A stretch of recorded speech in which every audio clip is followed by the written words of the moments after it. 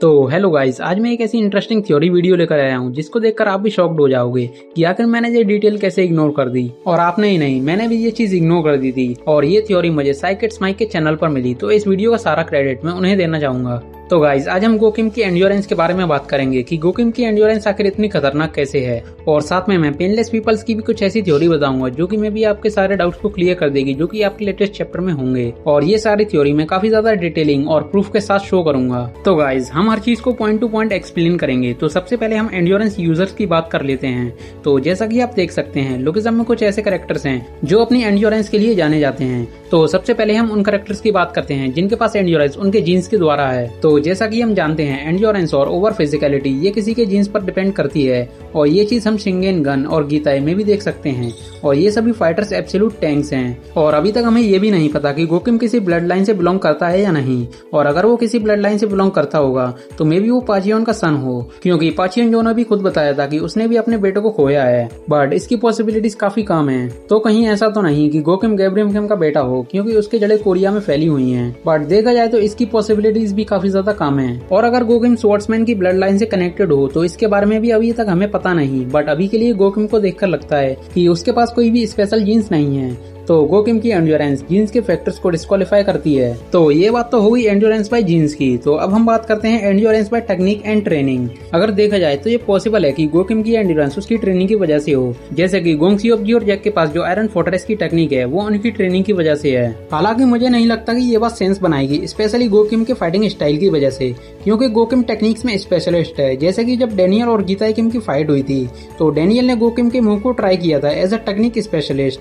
And गोकिम Korean kendo में prodigy भी है, जो कि टेक्निक्स और स्किल्स को सबसे ज्यादा प्रायोरिटी देते हैं comparison to endurance and other factors. तो इसका मतलब है गोकिम एंड्योरेंस बाय ट्रेनिंग से भी डिस्क्वालीफाई होता है। तो फिर गोकिम के पास इतनी हाई एंड्योरेंस कैसे है? अगर गोकिम के पास कोई भी स्पेशल जीन्स नहीं है जो फिजिकलिटी को इंक्रीज करते हैं, और उसने ट्रेनिंग भी नहीं की है, तो फिर गोकिम की unusual high endurance and pain tolerance का रीजन क्या हो सकता है? वैसे मुझे लगता है कि ये पॉसिबल हो सकता है कि गोकिम एक पेनलेस पर्सन हो, ओली वैंग और मूगेक वैंग की तरह। तो मैं इनके कुछ रीजंस भी देता हूँ कि मुझे ऐसा क्यों लगा।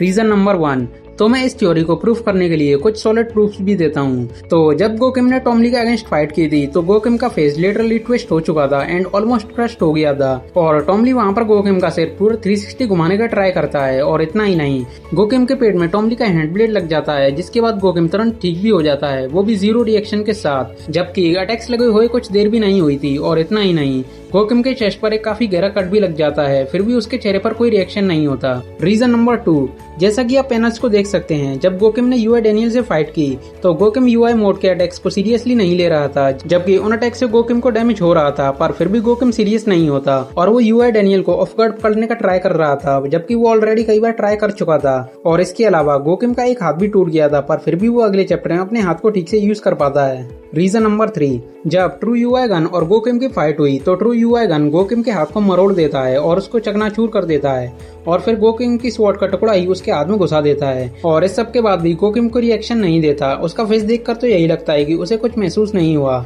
और इसके बाद गन गोकिम को बिल्डिंग की दीवार से आर पार कर देता है, या फिर कहें तो दीवार को तोड़कर गोकिम को पीछे फेंक देता है। और इस अटैक में गन की स्ट्रेंथ बहुत ज्यादा थी, पर गोकिम इस अटैक के बाद भी तुरंत रिकवर हो जाता है। और उसके बाद जब गोकिम अपना लास्ट अटैक गन पर करता है, जिसमें वो अपनी स्वॉर्ड को अपनी बॉडी से आर पार कर देता है, तो उस टाइम पर भी उसके फेस पर कोई रिएक्शन नहीं होता, भले ही उसने अपनी बॉडी के वाइटल पॉइंट्स को इग्नोर कर दिया हो। बट पेन नाम की भी चीज होती है। यही चीज लेटेस्ट चैप्टर में जेक के साथ भी हुई थी, और तुम जेक का रिएक्शन देख सकते हो। और हाँ, जब गन ने गोकिम के हाथ को मरोड़ दिया, जिसमें उसकी हड्डी मुड़ गई थी, या कहें तो टूट गई थी, क्योंकि इस जगह पर कोई भी जॉइंट नहीं होता, पर फिर भी इस अटैक पर गोकिम का कोई भी रिएक्शन नहीं होता। जबकि गन जिसके पास एंड्योरेंस मास्टरी है, जब उसका हाथ यूसियोंग ने तोड़ा था तो गन का भी रिएक्शन हमने देखा था, बट गोकिम का कोई भी रिएक्शन नहीं था। तो गाइज, इन रीजंस को देखकर अगर आपको बिलीव हो गया कि गोकिम भी एक पेनलेस पर्सन है, तो फिर हम कुछ और पॉइंट्स की बात करते हैं। जैसे कि अगर सच में गोकिम एक पेनलेस पर्सन है तो फिर उसके ऐसे फेस रिएक्शन क्यों थे? तो गाइज, आप ऑलरेडी गन वर्सेस गो की फाइट देख चुके हो, जिसमें गोकिम ने ये वाले फेस बनाए थे। अगर देखा जाए तो ओली वैंग और मूगेक ने भी इस तरह के फेस बनाए थे जब उन्हें तगड़े अटैक्स लगे थे। यानी कि पेनलेस पीपल्स भी ऐसे फेस बनाते हैं, भले ही उन्हें पेन फील नहीं होता, पर ज्यादातर सबका रिएक्शन यही होता है।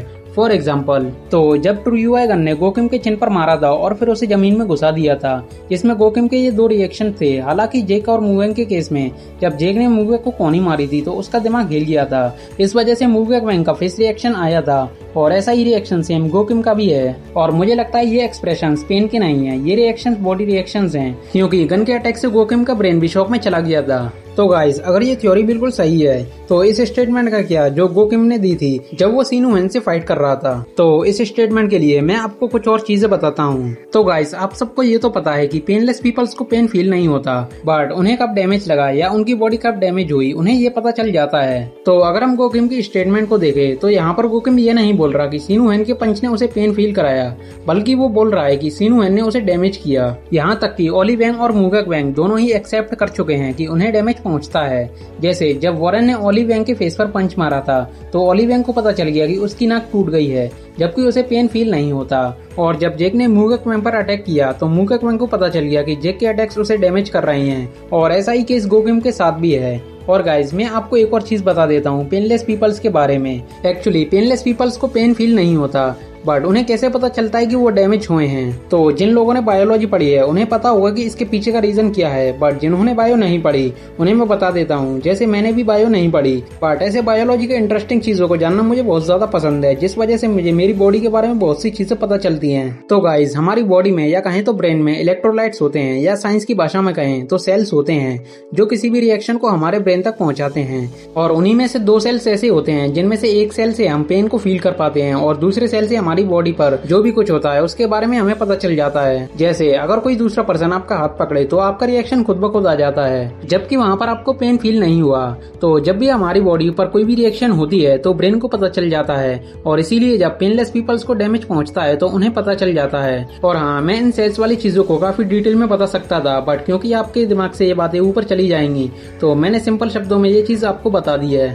तो गाइज, अब हम इन सभी पॉइंट्स को जानने के बाद कंक्लूजन की तरफ बढ़ते हैं। तो मेरा मानना है कि एक रेगुलर फाइटर के लिए गोकिम की एंड्योरेंस बिल्कुल अनरियल है, और गोकिम के पास गन और गीता जैसे कोई भी खास जीन्स भी नहीं है, और शायद उसने जैक और गोंगसियोबजी जैसी एंड्योरेंस के लिए ट्रेनिंग भी नहीं की है, बट फिर भी उसकी एंड्योरेंस एंड पेन टॉलरेंस काफी तगड़ी है। तो ये सब देखकर लगता है कि गोकिम नेचुरली पेन को झेल सकता है, क्योंकि लोगिज्म सुपर ह्यूमन से भरा हुआ है। तो ये हो सकता है कि गोकिम को उसके चाइल्डहुड में इतना पीटा जाता हो, या उसने फिजिकली इतना पेन झेला हो कि अब उसे पेन से कोई फर्क नहीं पड़ता, या फिर सच में गोकिम भी ओली वैंग और मूवेक वैंग की तरह पेनलेस पर्सन है। तो गाइज, ये सिर्फ मेरी एक छोटी सी थ्योरी है। वैसे मुझे नहीं लगता कि पीडीए वाले गोकिम के साथ इस तरह से इस रूट पर जाएंगे, बट मैंने सोचा कि ये थ्योरी काफी ज्यादा इंटरेस्टिंग है, तो लोगों को भी ये डिटेल काफी ज्यादा पसंद आएगी, और मुझे भी ये देखने को मिल जाएगा कि ऑडियंस किस तरह के थॉट्स रखती है गोकिम के बारे में। तो आई होप आपको ये वीडियो पसंद आई होगी। तो अगर आप और भी ऐसी हिडन डिटेल्स वाली वीडियो देखना चाहते हैं तो इस चैनल को सब्सक्राइब कर लेना। और इस वीडियो में मैं 300 लाइक्स का टारगेट रखता हूँ।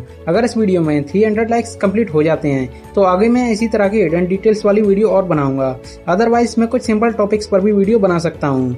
और अगली वीडियो आपको किस थ्योरी पर चाहिए आप कमेंट सेक्शन में बता सकते हैं। And again very thanks for 500 subscribers. So thanks for watching. Good bye guys.